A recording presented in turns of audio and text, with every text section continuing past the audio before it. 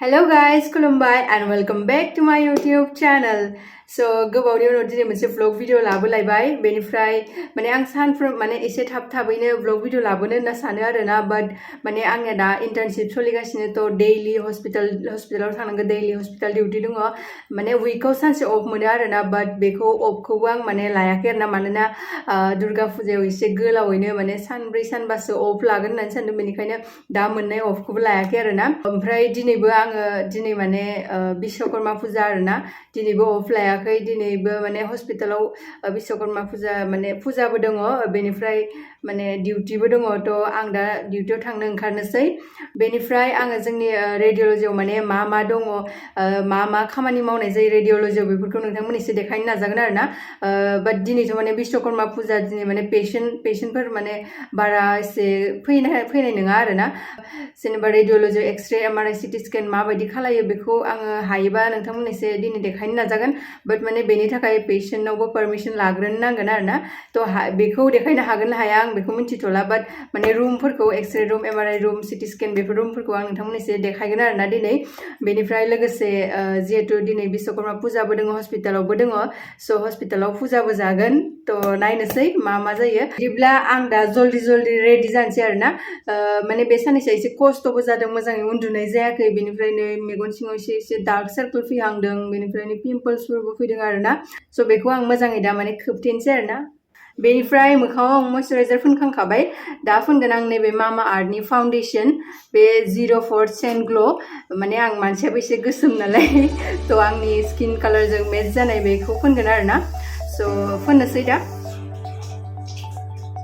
जोंथ' गासैबो स्पटलेस फ्ललेस आरो ग्ल'यि स्किन जाजानायखौ लुबैयो आरोना ड्राइ आर्टिफिशियेल आरो केकि स्किन रावबो लुबैया आरोना बेनिखायनो आंबो आंनि डार्क सार्कल्स आरो स्पट्सफोरखौ खोबथेनो थाखाय मामा आर्थनि फाउन्डेसन आरो कन्सिलारखौ लागायनोसै आरोना बे फाउन्डेसना इन्स्टेन्ट ग्ल' प्रोभाइड खालामो 12 आवर लास्टिं जायो बेनिफ्राय पारफेक्ट ब्लेन्डेबल आरो पारफेक्ट कभारेज होयो बे फाउन्डेसनावहाय भिटामिन सि आरो टार्मारिक दङ भिटामिन सिआ जोंनि स्किनखौ फ्रि रेडिकेल डेमेजनिफ्राय बासायो आरो स्किनखौ ब्राइट खालामो आरो टार्मारिक एसिडआ जोंनि स्किनाव नेचारेल ग्ल' लाबोयो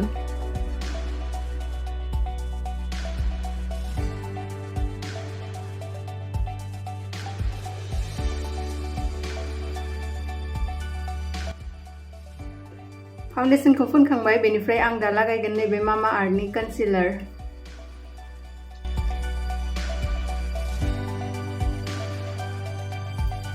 मामा आर्थनि बे कन्सिलारा 100% स्पट कभार खालामो 12 आवार्स लास्टिं जायो आरो नै नोंथांमोना नुखादों माबायदि पारफेक्टलि ब्लेन्डेबल आरो बे कन्सिलारखौ गासै इन्डियान स्किन टननि थाखाय क्लिनिकली टेस्टेड खालामनाय जाखादों नेचारेल लुमिनास फिनिशिं होयो आरो बे डार्मेटोलजिकली टेस्टेड आरो मेड सेफ सार्टिफाइड फाउन्डेसनाव थानाय सेम इनग्रेडियेन्टानो बेवहायबो दङ जेरै भिटामिन सि आरो टार्मारिक एसिड जों जेब्लानो मामा आर्थनिफ्राय माबा मोनसे प्रडाक्ट अर्डार खालामो अब्ला बेखौ मामा आर्थआ मोनसे ट्रिजों कानेक्ट खालामो जायखौ बिसोरनो प्लेन खालामदों 2025 आलासै मामा आर्थआ 1 मिलियन ट्रिज प्लेन खालामनायनि एम लादों मामा आर्थना गावनि अफिसियेल एपबो दङ बिनि iOS आरो एन्ड्रइड डाउनलडनि लिंकआ आंनि बे भिडिअनि डिसक्रिप्शन बक्सआव दङ एप इउजार्सआ सेल्सनि अर्लि एक्सेस मोननो हागोन आरो एक्सट्रा डिसकाउन्टबो मोननो हागोन use my code that is Arpana 2022 to get extra 20% discount so' guys आं थाबैनो रेडि जानानै नोंथांमोनखौ डाइरेक्टहै लोगो मोनहैसिगोन जोंनि हस्पिटालाव बेनिफ्राय गाइस आं सफैबाय नै डाउनटाउन हस्पिटालाव बेनिफ्राय नैबे जाबाय थार्ड बिल्डिं बे सेकेन्ड बे फार्स्ट आरोना बेनिफ्राय आंनाथ' थार्ड बिल्डिंआवसो खामानिया थ' आं दा थांगोन थार्ड बिल्डिंआव आरो नैनो जाबाय थार्ड बिल्डिं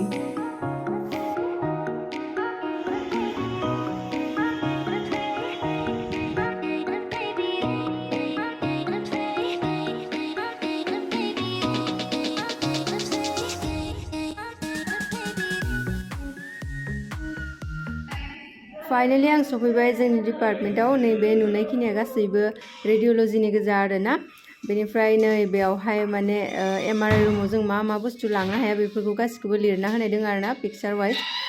बेनिफ्राय दा आङो माने बेग लाबोफादोंथ' बेगखौ दोनग्रोनोसै आरोना बेयावहाय आं आंनि बेगखौ दोनग्रोनोसै सफैबाय आङो बेनिफ्राय बेगखौ बेवहाय दोनबाय दा थांसिगोन आरोना एक्सरे रुमाव थांग्रोनोसै बेनिफ्राय नै बेवहाय मिररबो दङ आरोना स' आङो आंखौ खेबसे नायग्रोना लानोसै आरोना नै एप्रन गानखाबाय आंहा फुरा रेडिखासै आरोना थांसै आरो दा ओमफ्राय माने फार्स्टआवनो आं नोंथांमोननो एक्सरे रुमखौ देखायग्रोनोसै आरोना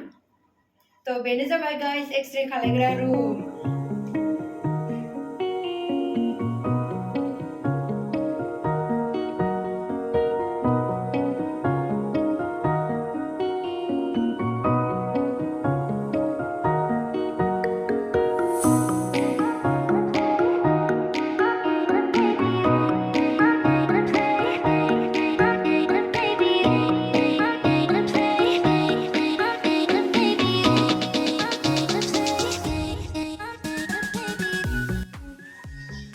गाइस आं दा नैबे एक्सरेनि कन्ट्रोल रुमाव फैबाय आरोना नैबेथिंजाय मनिटर वगैरह दङ बेनिफ्राय एक्सरे रुमनिफ्राय लाना फैनाय केसेटखौ नैबेयावहाय सोयो आरोना माने एक्सरे रुमनि आधा खामानिया एक्सरे रुमावहाय जायो बेनिफ्राय बेयाव आधा खामानि जायो आरोना बेनिफ्राय आंथ' बुंखादोंमोन दिनै बिश्वकर्मा फुजा थ' पेसेन्ट सेसन ओरैबायदि गैया आरोना थ' आं बे ओरैनो जिरायनानै दंथ'यो आरो नैबेथिंजाय सारा एक्सरेनि फिल्म स्टाडि खालायगासिनो आरोना दा माने डिउटिनिफ्राय दसे टाइम सुटि होथ'दो आरोना बेनिफ्राय जों बेवहाय फुजा जागासिनो ना थ' फुजायाव माने प्रसाद जानो थांनायदो आरोना बिदिब्ला जाना फैनोसै आरोना मालाय सिख्लाफोरा नै देलाय देलाय सादोर मेख्ला गानना फैदों आरोना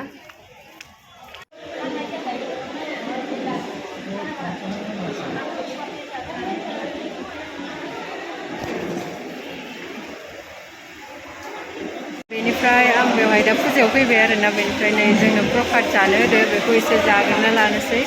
बेनिफ्राय खुलुमाखैबो आरोना खुलुमनायबो जायासै जाग्रोबायसो आरोना आरोबाव दा नै खिचिरि आरो पायक गल्ला बेफोरखौ जानो होबाय आरोना बेखौबो जालायनोसै लोगोफोर जासिन जानानै फैबाय आरोना दा थांफिननोसै डिउटियाव गाइस सिटि स्केननि कन्ट्रोल रुमा जाबाय बेनो बेनिफ्राय नैबेथिंजाय सिटि स्केन रुमखौ नुहुरो आरोना आरो नैनो जाबाय सिटि स्केननि रुम ओरैनोबा नर्मेल डेसआव माने जिरायनोनो सम मोना आरोना माने गोबां पेसेन्ट फैयो बाट दिनै जिहेतु फुजा थ' दिनै माने पेसेन्टानो गैया आरोना बारा ओरैनो सासे सानैल' फैदों आरोना आरो नैबे जाबाय MRI नि कन्ट्रोल रुम बेनिफ्राय आं खिरखिथिंजायनि MRI रुमखौ एसे देखायहरबाय आरोना मानोना MRI रुमाव माने फन लांनायथ' एलाव गैयाना थ' बेनि थाखायनो आं बाहेरनिफ्रायनो खिरखिथिंनिफ्रायनो एसे देखायहरबाय आरोना बेनिफ्राय गाइस आं दा फैबाय आल्ट्रासनोग्राफि खालामग्रा रुमाव नै बेनिफ्राय बेथिं बेड दङ बे जाबाय आल्ट्रासाउन्ड मेसिन बेनिफ्राय नैबेथिंजाय माने पेसेन्टफोरनि फाइल वगैरह दङ पेसेन्टनि एन्ट्रि माने बेवहाय रेजिस्टार कपि दङ बेनिफ्राय नैबेथिंजाय दङ डास्टबिन वगैरह माबा माबि गारनो गोनां जाब्ला बेवहाय गारो आरोना बेनोसै आल्ट्रासाउन्ड रुमा स' गाइस दिनैनि आंनि बे भिडिअखौ आं एसेयावनो फोजोबनो सानबाय आरोना थेंक इउ स' माच नोंथांमोना आंनि भिडिअखौ जोबजासिम नायनायनि थाखाय बिदिब्ला लोगो मोनलायगोन आंनि नेक्स्ट भिडिअआव दिनैनि थाखाय बाय बाय